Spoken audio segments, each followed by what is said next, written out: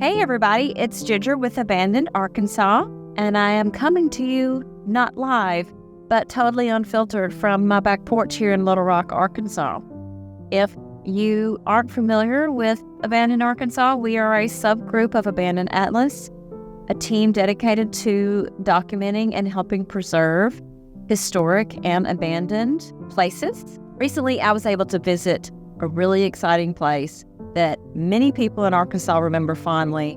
Some have forgotten about because it gets overshadowed a lot of times, and it's been closed now for 10 years. We're talking about Willow Springs, which was an amazing and unique place in Little Rock that is one of the oldest water amusement parks in the entire United States.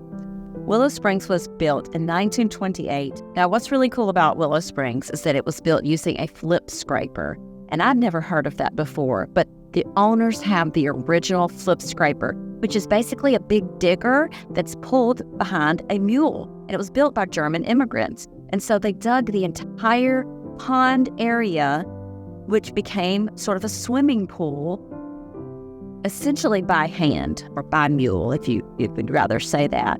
And this is what's crazy. At its origin, it was up to 12 feet deep. Some cool facts about Willow Springs is one, Governor Favis's wife used to go there. It was one of her favorite places until she started getting recognized. Also, there were rumors that former governor and former president Bill Clinton used to go and sit quietly on the beach with his book while nobody bothered him. So about a month or two ago, I was talking to a coworker, and we said, whatever happened to Willow Springs? Because there are so many places that we know are closed, but we don't ever know what happened to them. One Sunday afternoon, I went out and drove up to Willow Springs. Now, I took my daughter, who is now 26 years old, to Willow Springs when she was 6.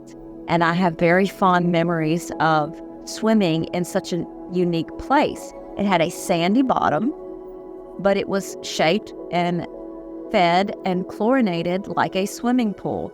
However, it was fed not by city water, but by natural spring water. So the water looks like a lake, but it was pH balanced. Most of the water features or toys that people used to play on at Willow Springs have been removed. There were log rolls. There was a giant toboggan at one time. However, the platforms that people could crawl up onto were still there.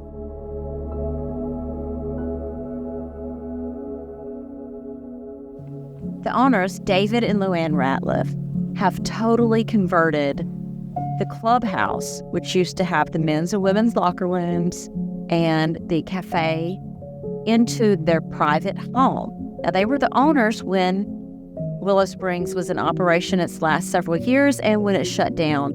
Mr. David has repurposed almost everything at Willow Springs into something else.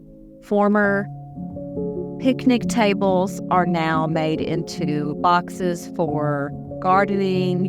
They have a chicken coop that has been used from tin that covered eating areas that now cover the chicken coop. One of the downstairs bedrooms is actually still orange because the girls' bathroom was orange. And then another bedroom is like blue because the boys' bathroom was blue. So they still have the showers. One has been converted into a closet. Another was still use of the shower/bathroom. So it's really interesting to see some of the changes, but also the remains of the way that it used to be. Where the children's area and play area beach used to be is now a beautiful garden where they grow all their own food. And if you walk around to the back, there was an amphitheater there.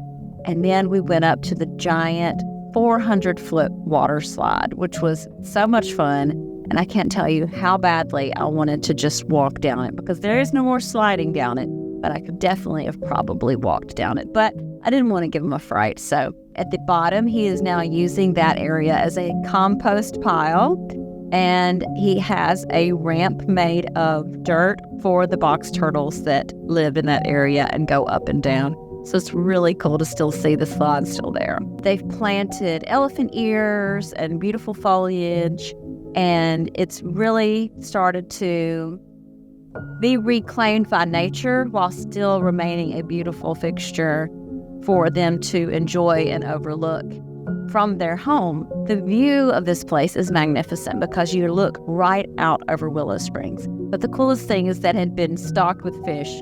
So they have catfish, they have crappie, they have brim.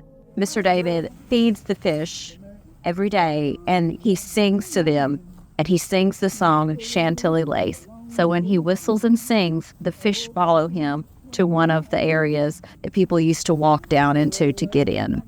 Ponytail hanging down. Wiggle and walk and wiggle inside.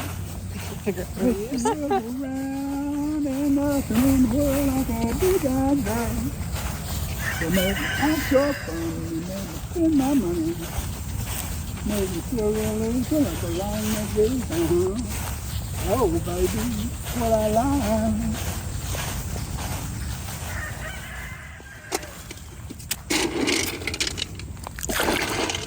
Come on, little fishes.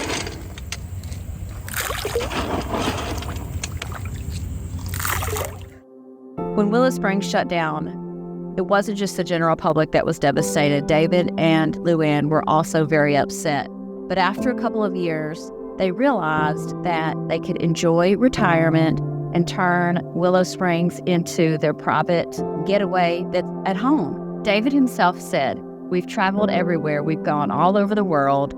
And the one place that we would rather come home to more than anywhere else is Willow Springs." So what do we want you to take away from our mission as Abandoned Atlas?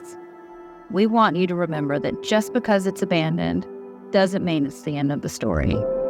So if you like this video and you're interested in Arkansas history, you'll really enjoy Michael Schwartz's documentary on the Majestic Hotel in Hot Springs. It's got drama, it's got destruction, it's got sadness, it's got abandonment, but overall, it's got history, which is what we really want to spread and preserve.